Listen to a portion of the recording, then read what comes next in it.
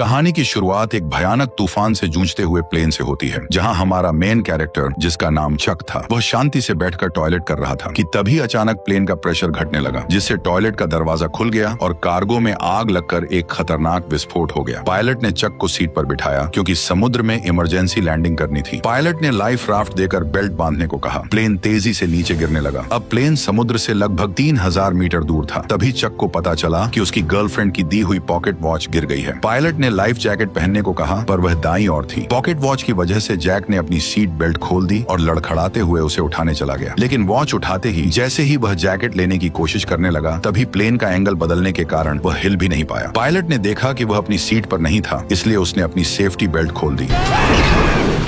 तेज झटकों से पायलट बुरी तरह घायल हो गया। पायलट ने प्लेन को समुद्र की सतह पर धीमी गति से टच कराया, लेकिन गलत लैंडिंग से पानी केबिन में भर गया। सेफ्टी बेल्ट न बंधे होने की वजह से चक की जान बच गई। तभी अचानक प्लेन का ऊपरी हिस्सा फट पड़ा और समुद्र का पानी प्लेन के अंदर भरने लगा। लेकिन किस्मत से चक के हाथ में इन्फ्लेटेबल राफ्ट था, पर जैसे ही उसने उसे खोला, तभी अचानक राफ्ट से जुड़ा हुआ हिस्सा प्लेन में फंस गया। डूबता हुआ एरोप्लेन चक को राफ्ट के साथ नीचे खींचने लगा, पर चक की किस्मत अच्छी थी क्योंकि राफ्ट से जुड़ी हुई रस्सी अचानक टूट गई और इस तरह लाइफ राफ्ट ने उसे खींचते हुए मौत के मुंह से बाहर निकाल लिया। आखिरकार चक सही सलामत समुद्र की सतह तक पहुंच गया। उसने अपनी पूरी ताकत लगाकर राफ्ट पर चढ़ने की कोशिश की और मरते दम तक राफ्ट के किनारे को कसकर पकड़े रहा, लेकिन वह धीरे धीरे उस इंजन की ओर बहने लगा जो अभी भी चल रहा था। पीछे खतरा देखकर उसने तुरंत आंखें बंद कर ली। तभी इंजन में आग लग गई और विस्फोट की लहर ने उसे उछालकर फिर से समुद्र में गिरा दिया। पूरा प्लेन एक जोरदार ब्लास्ट के साथ धीरे धीरे समुद्र में डूब गया, लेकिन खतरा अभी टला नहीं था। चक को न केवल समुद्र की तेज आंधी तूफान का सामना करना पड़ा, बल्कि एक के बाद एक उठती विशाल लहरों को भी झेलना पड़ा। वह बस लाइफ राफ्ट की रस्सी को कसकर पकड़े रहा। इसी तरह पता नहीं कितनी देर बीत गई और अचानक लाइफ राफ्ट की हवा निकल गई। तेज चट्टानों ने उसे फाड़ दिया। इसका मतलब था कि वह आखिरकार किनारे पर पहुंच गया था। वो अपनी आखिरी ताकत जुटाकर लाइफ राफ्ट को घसीटते हुए किनारे तक लाया। अगली सुबह जब धूप उसके चेहरे पर पड़ी, तब उसे महसूस हुआ कि वह जिंदा है और छोटे से आइलैंड पर बहकर आ गया है। लेकिन मौत के मुंह से बच निकलने के बाद भी उसे कोई राहत नहीं मिली, क्योंकि वह नहीं जानता था कि इस अनजान जगह पर उसे कौन कौन सी खतरनाक चीजों का सामना करना पड़ेगा। वह चलते चलते प्लेन से बिखरी हुई चीजें उठाता गया और आइलैंड के अंदर अपने ही जैसे लोगों की खोज शुरू कर दी। लेकिन जब उसने चारों ओर नजर डाली, तो उसका स्वागत केवल कभी खत्म न होने वाले सन्नाटे ने किया। इससे ये साफ था कि वो एक ऐसे आइलैंड पर फंस चुका था जो दुनिया के नक्शे पर भी नहीं था। कोई है यहाँ फंसकर मर न जाए, इसलिए उसने खुद को बचाने के लिए तरह तरह के उपाय सोचने शुरू कर दिए। लेकिन इस समय उसके पास समुद्र तट पर हेल्प का निशान लिखने के अलावा कोई कारगर तरीका नहीं था। जल्दी ही रात का अंधेरा छा गया और वह अब भी उम्मीद कर रहा था कि कोई गुजरती हुई नाव उसे देख ले। लेकिन जैसे जैसे रात होती गई, उसकी उम्मीदें भी धीरे धीरे चारों ओर के सन्नाटे की वजह से डर में बदलती गईं। वह जंगल के बेहद खतरनाक जीवों की आवाज सुनकर लगातार डर से कांपता रहा। अगले दिन उसने इकट्ठा की गई चीजों से एक काम चलाओ रेस्टिंग प्लेस बनाया और प्लेन से निकले सामान की जांच शुरू कर दी। अब उसके पास उसकी गर्लफ्रेंड द्वारा दी गई एक पॉकेट वॉच के अलावा और कुछ भी काम का नहीं बचा था। अपनी गर्लफ्रेंड के साथ बिताए पलों को सोचते हुए उसे इस प्लेन में आने का और भी ज्यादा पछतावा हुआ। दरअसल केली के बिजनेस ट्रिप पर जाने से पहले उसने चक को एक पॉकेट वॉच दी थी, ताकि क्रिसमस पर लौटते ही दोनों एक दूसरे से शादी कर लें। लेकिन एक अचानक हुई विमान दुर्घटना ने इस शादी को यहीं पर रोक दिया। जब उसके सभी फैमिली मेंबर यह मान चुके थे कि चक इस हादसे में मारा गया है, तब भी वह जिद के साथ जिंदा रहा। लेकिन इस सुनसान आइलैंड पर खाना पीना बहुत बड़ी मुसीबत बन गया था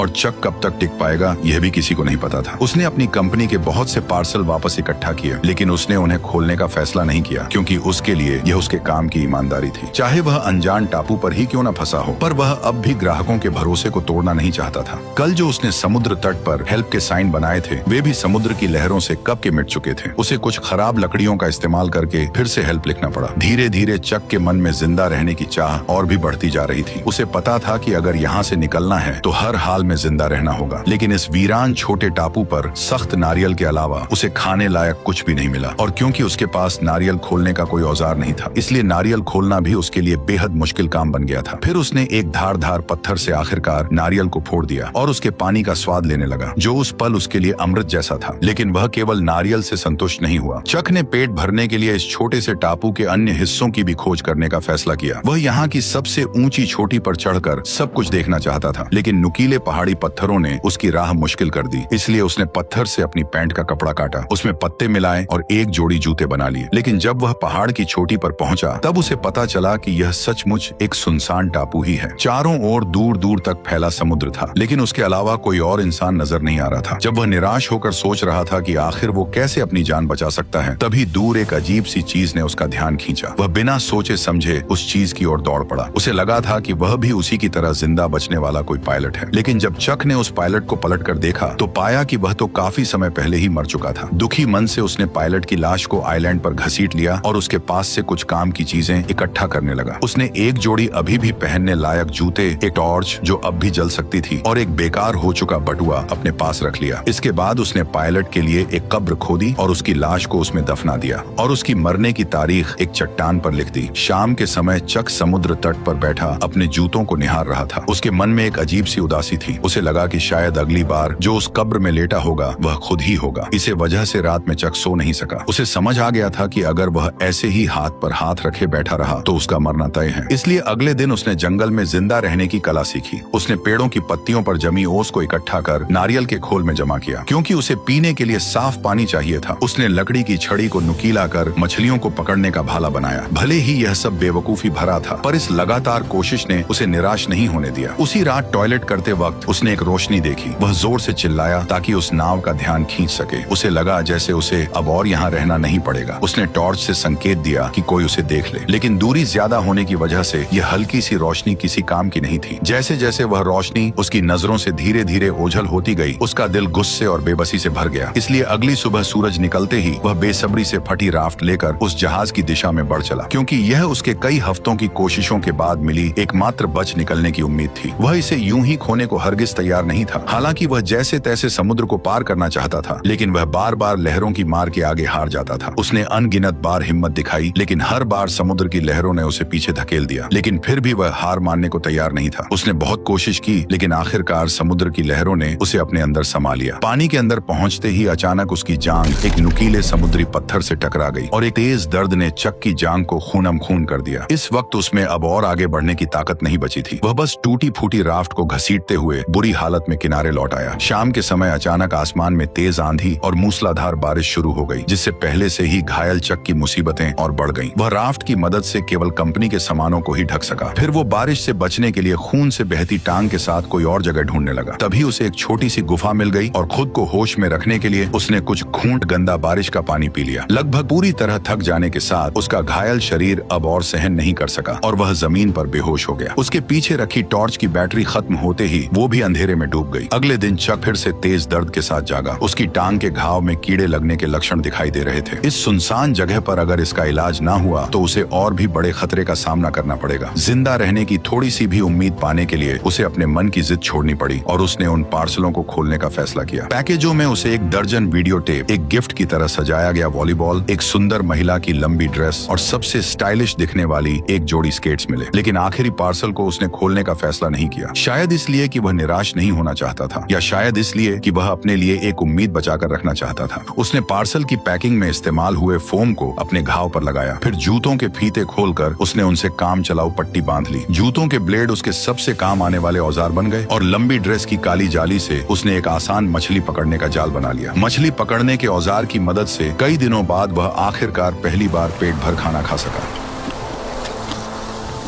कच्चा खाना निगलना मुश्किल ना हो, इसके लिए चक ने लकड़ी रगड़कर आग जलाने का फैसला किया। लेकिन भले ही उसने सुबह से लेकर शाम तक और फिर शाम से लेकर अगली सुबह तक लगातार कोशिश की, पर फिर भी उसके मन में जो छोटी सी चिंगारी थी वह उसकी उम्मीद के मुताबिक आग नहीं बन सकी। जब उसके दोनों हाथ रगड़ते रगड़ते छिल गए तब उनसे ताजा खून बहने लगा, जिससे चक का गुस्सा फुट पड़ा।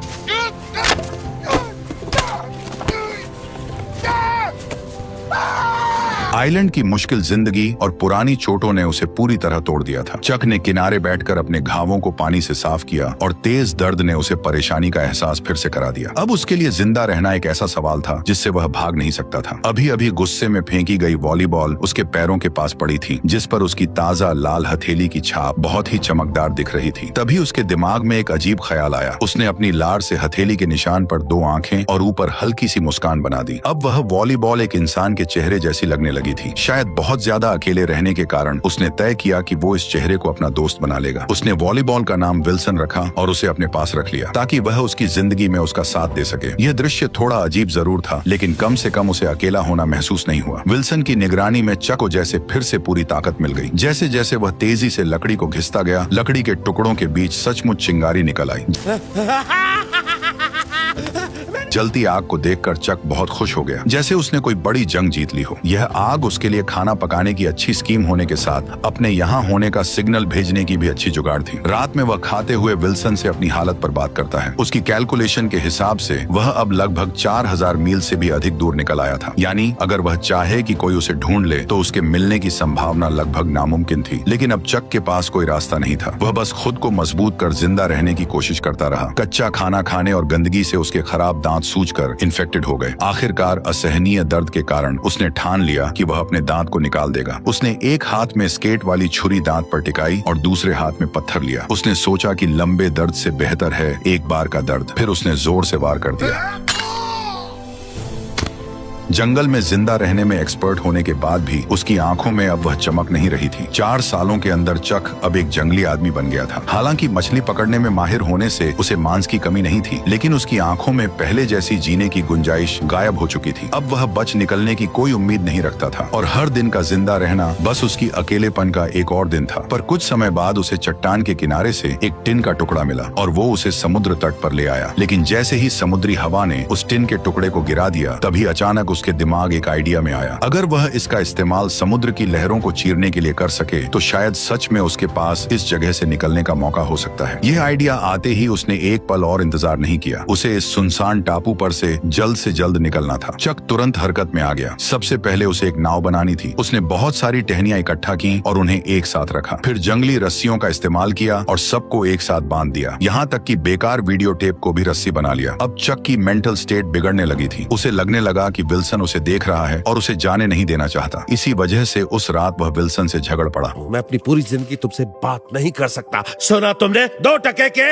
वॉलीबॉल। फिर उसने गुस्से में अपने 4 साल पुराने दोस्त को एक लात मारकर दूर फेंक दिया। लेकिन जब वह कुछ देर बाद शांत हुआ तो उसे अपने दोस्त विल्सन के लिए गहरा पछतावा हुआ। इसलिए वह रात के अंधेरे में विल्सन को ढूंढने निकल पड़ा और प्यार से उसके चेहरे पर फिर से रंग लगा दिया। हर दिन इसी तरह बीतता गया और चक की लकड़ी की नाव भी बनकर तैयार हो गई। उसने जाने के लिए सारी चीजें तैयार कर ली थी। अब बस सही दिशा की हवा का इंतजार था ताकि वह अपनी नाव को समुद्र में उतार सके। उसने अपने यहाँ फंसे होने का साइन भी छोड़ दिया था। उसने 10,500 से भी ज्यादा दिनों तक इस बेरहम टापू पर फंसे रहने का वर्ल्ड रिकॉर्ड बना दिया था। जब वह आखिरी अक्षर उकेर रहा था तभी अचानक हवा उस दिशा में चलने लगी जहाँ चक चाहता था। उसने एक्साइटेड होकर नाव को समुद्र की ओर धकेल दिया और फिर अपने पुराने दोस्त विल्सन के साथ जिंदगी खोजने की ओर निकल पड़ा। समुद्र की लहरें अब भी वैसी ही थी, लेकिन वे उसे घर लौटने से रोक नहीं सकी। झील की लहरों की तरह समुद्र की हर एक लहर लगभग उसे डुबो ही देती थी, लेकिन वो अपनी कोशिशों से लहर को चीरता चला गया। हर बार जब वह मौत के मुंह से बच निकलता तो उसके भीतर से बाहर निकलने की खुशी और भी बढ़ जाती। जब चक ने पीछे मुड़कर उस छोटे से टापू को देखा जिसने उसे 4 साल तक कैद रखा था, तब उस पल में चक के दिल में एक अजीब सी फीलिंग थी। अगर उसने इस कठिनाई का सामना करने की जिद न की होती तो शायद आज भी वह अकेलेपन से भरी जिंदगी जी रहा होता। हालांकि उसकी जंग अभी बस शुरू ही हुई थी। उसे पता नहीं था कि आगे जो खतरे उसका इंतजार कर रहे हैं वे उसके लिए सबसे घातक चुनौती साबित होंगे। ठीक उसी वक्त जब उसे लगा कि वह इसी तरह बहते बहते इंसानों की बस्ती तक पहुंच जाएगा, तभी एक और भीषण तूफान ने उसे झकझोर दिया। उस रात तेज बारिश में आंखें खोलना नामुमकिन था। वह नाव को पकड़े लहरों के बीच लाचार पड़ा रहा और हमलों को सहता रहा। यह उसके लिए सबसे कठिन रात थी। वह बेबस था और सब कुछ भगवान पर छोड़ चुका था। अच्छी बात यह रही कि चक किस्मत वाला था। उस रात की भीषण आंधी तूफान भी उसे अपने साथ नहीं ले जा सकी, लेकिन उसकी नाव को भारी नुकसान पहुंचा था। और सबसे अहम बात यह थी कि उसका पुराना दोस्त भी रस्सी ढीली हो जाने के कारण नाव से अलग हो चुका था। जब उसे इसका एहसास हुआ तब तक विल्सन समुद्र की लहरों के साथ बहुत दूर बह चुका था। वह उसका इकलौता साथी था जिससे वह दिल की बातें करता था। भले ही वह सिर्फ एक वॉलीबॉल था, लेकिन वही उसका एकमात्र सहारा था। वह सब कुछ भूलकर समुद्र में कूद पड़ा और उसे बचाने की कोशिश करने लगा, लेकिन दूरी बहुत ज्यादा थी और गहरा समुद्र उसे बार बार डरा रहा था। एक तरफ उसकी जान बचाने वाली नाव थी और दूसरी तरफ उसका 4 साल का सहारा विल्सन। लेकिन अब उसके पास कोई और चारा नहीं था। वह बस अपनी आंखों के सामने अपने पुराने दोस्त को दूर जाते हुए देखता रहा। विल्सन, मुझे माफ कर देना।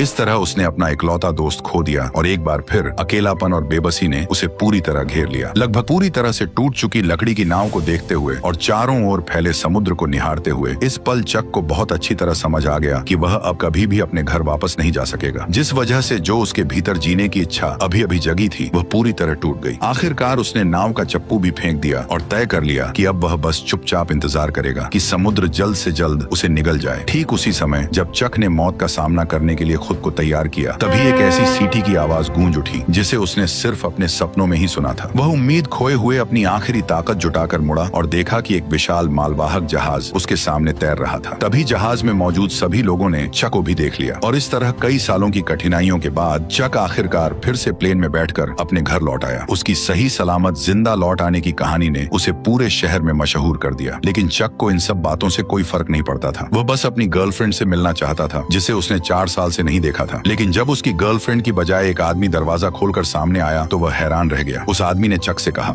मैं केली का हस्बैंड हूँ, जेरी लवेट।